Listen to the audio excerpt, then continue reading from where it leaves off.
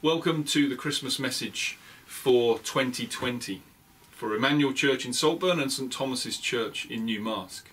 I'm the Reverend Adam Reed, and I'd like to first of all pray that you would have as good a Christmas as you possibly can. I know Christmas will be very different this year. Indeed, the whole year has been a year of remarkable challenge and difficulty. But a year that has also shown some resolve and some resilience in the lives of many, perhaps many who didn't think they had such resilience. But the nature of this year and of the Christmas that we are facing has revealed something about the vulnerability and the fragility of life. We take so much for granted. I do speak not only for myself but for many others when I say that we can fall into a certain contentment with the way that our lives run. We can take people for granted, we can take our food and our shopping and our comforts for granted. But we know that there are many who have suffered greatly in this year because of the coronavirus. But of course the coronavirus has highlighted something very real about what it is to be a human being living on this earth and in this world. I mentioned vulnerability and fragility a few moments ago. This world is broken in so many different ways. I don't think it takes us to look too far or too closely to really acknowledge that brokenness, the brokenness that's out there. Things don't just seem to work as they should, although we have perhaps an expectation that they should. But perhaps more than that, than things not quite working as they should out there and things being fragile and vulnerable out there, we realise that things inside us, in our hearts and our minds, are also broken and fragile and vulnerable.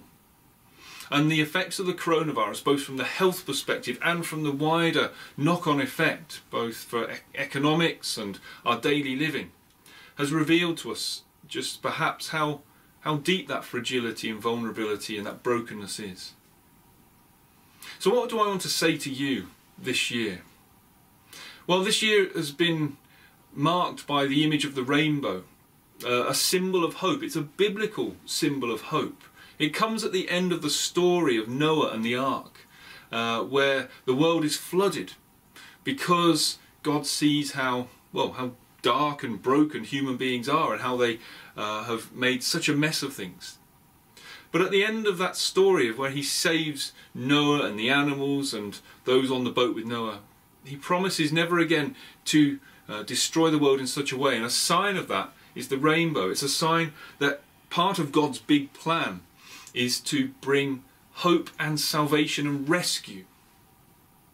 And of course that sign of hope, the rainbow, points to the ultimate act of God's saving hope, and that is the story of Jesus.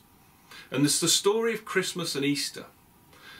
Into the darkness and the brokenness and the vulnerability and the fragility of our world and of our inner life, God comes as a light in the darkness. As Isaiah, the great Old Testament prophet, put it, the people walking in darkness have seen a great light. On those living in the land of deep darkness, a light has dawned. That light is Jesus, who of himself said, I am the light of the world. Do you have the light of Jesus in your lives? The light of Jesus makes the biggest difference you can possibly imagine. The light of Jesus transforms human beings from within. It's not a transformation that happens overnight, but it gives us a firm foundation on which to base our lives and our hope. The act of God in the person of Jesus is a fact that we can build our lives upon. And it gives us hope here and now in the shakenness and the fragility of this world and our lives in it. gives us a hope not just for now and for this life, but for an eternal life, where there will be no more pain and no more suffering, where the world will be one day made right and new, and there'll be no more coronaviruses, no more ill health, no more death, no more suffering. Christmas is the beginning of that hope, a hope that was promised throughout the Old Testament with stories like that of Noah, that comes to fulfillment in the person of Jesus Christ, the one who came into this world, who experienced all that this world could throw at him, and still loved and still forgave, and then finally took all the sin and the brokenness of you and of me and of this world upon his shoulders as he died on the cross. And those words from the cross ring down through the centuries: Father, forgive them. Father, forgive them. With God we can have peace and reconciliation because of who Jesus is and what he has done for us. And that all began in Bethlehem. So this Christmas time, if you are feeling in a dark place, if you're feeling the effects of being alone, if you're feeling the effects of the fragility and the vulnerability of life, I urge you to reach out to Jesus. If you don't know how to do that, contact me.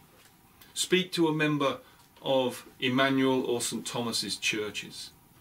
We will help you find the light of the world that is Jesus. He may not indeed take away the struggles you face in this life. He may indeed want to continue using those struggles to help you grow and transform you. But his presence in your life makes all the difference as you continue your journey through this life. And by having Jesus in your life, it gives you an eternal hope that one day you will find rest and peace in his presence. So, this Christmas time, may you be blessed. May you find the peace and the light of God. May this Christmas at the end of this year, although different, be full of meaning and purpose and hope. God bless. Amen.